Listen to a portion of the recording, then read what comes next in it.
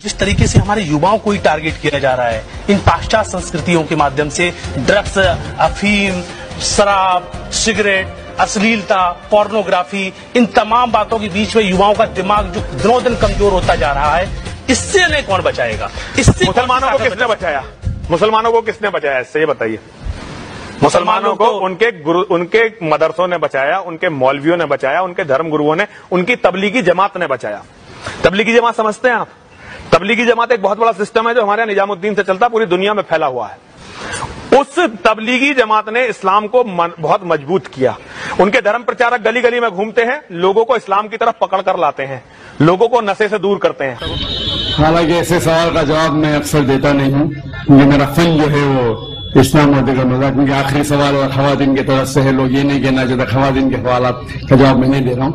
मैंने सवाल पूछा कि तबलीग जमात जो है एक जमात है हमारे मुसलमानों में, हिंदुस्तान में खुसूसन, वो तबलीग निसाब पढ़ती है जिसके अंदर हदीस मिक्सचर है।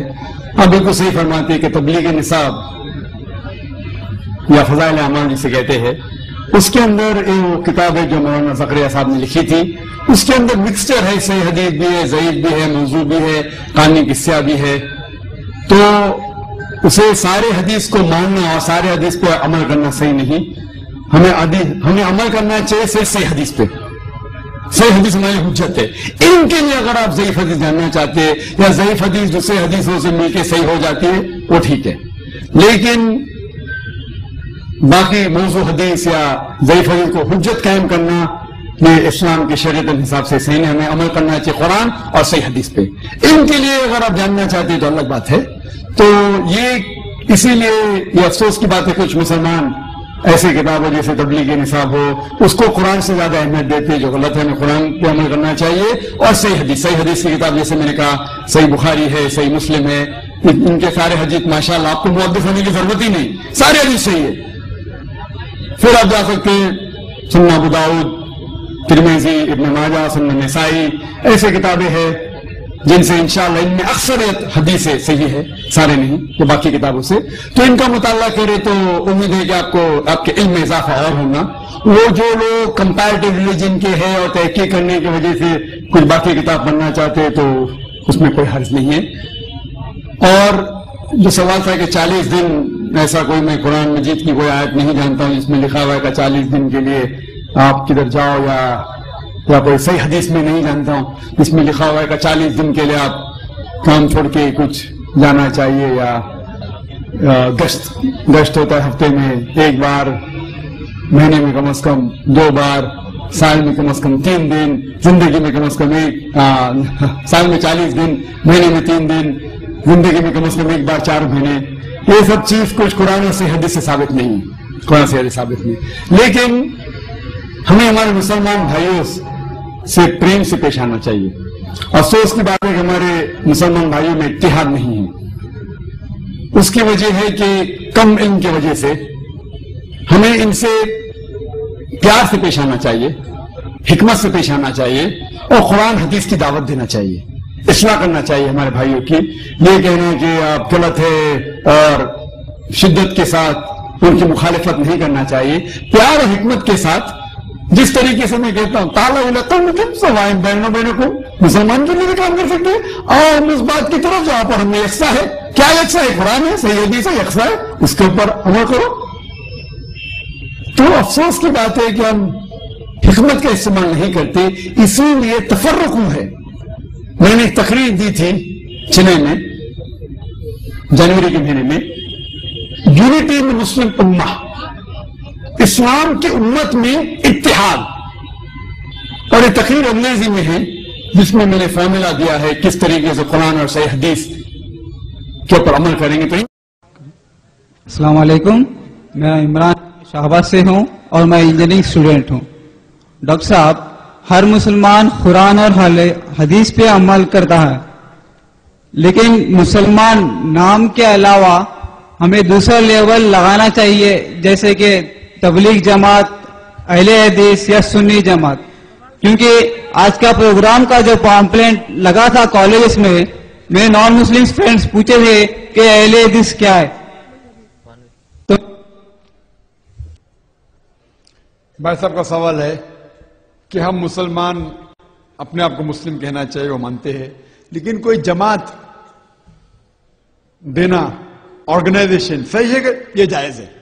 تو کوئی جماعت مطلب آرگنائزیشن، ہم ایک کام کر رہے ہیں، مثال کے طور پہ میرے ادارے کا نام ہے اسلامک ریسرچ فاؤنڈیشن، تو اسلامک ریسرچ فاؤنڈیشن ادارے کا نام رکھنا یہ جائز ہے۔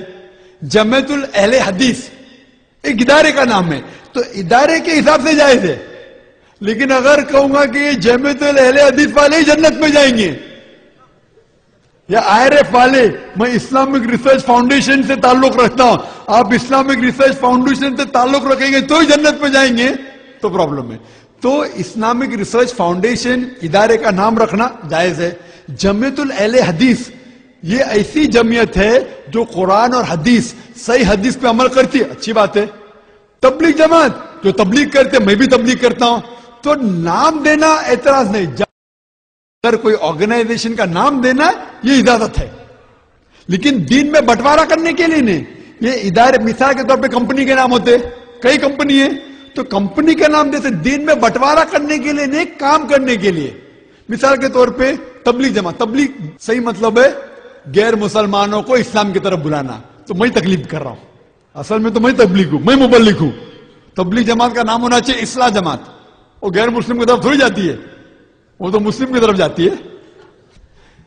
تو تبلیغ اگر جماعت میں تبلیغ جماعت رکھتا ہوں کیونکہ میں تکلیف کر رہا ہوں، تو جماعت کا نام رکھنے سے کوئی اعتراض نہیں، لیکن اگر میں کہوں کہ میں تبلیغ جماعت ہوں، میں تبلیغ کیوں، اچھا مسلمان ہوں، میں جنت میں جاؤں گا، تو پرابلم ہے۔ قرآن میں کوئی ایسی آیت نہیں جس میں لکھا ہے کہ تبلیغ جماعتیں جنت میں جائیں گی، یا IRF والے، اسلامک ریسرچ والے، فاؤنڈیشن والے وہ جائیں گے جو مسلم ہے۔ مسلم مانی اللہ کی بات ماننا، جو اللہ کی بات مانتا ہے اور اللہ کے رسول کی بات مانتا ہے وہ جنت میں جائیں گا۔ لیکن صرف لقب دینے سے کیا میں جماعت اسلامی ہوں، تو اگر آرگنائزیشن بنائے جماعت اسلامی مجھے اعتراض نہیں، لیکن کوئی بھی ادارہ بناتا ہے، آپ بناتے ہیں، وہ ادارہ اگر قرآن اور حدیث کے اوپر چل رہا ہے مجھے کوئی اعتراض نہیں، لیکن آپ اگر ادارہ بناتے ہیں اور وہ قرآن اور حدیث پہ عمل نہیں کرتا ہے تو مجھے اعتراض ہے۔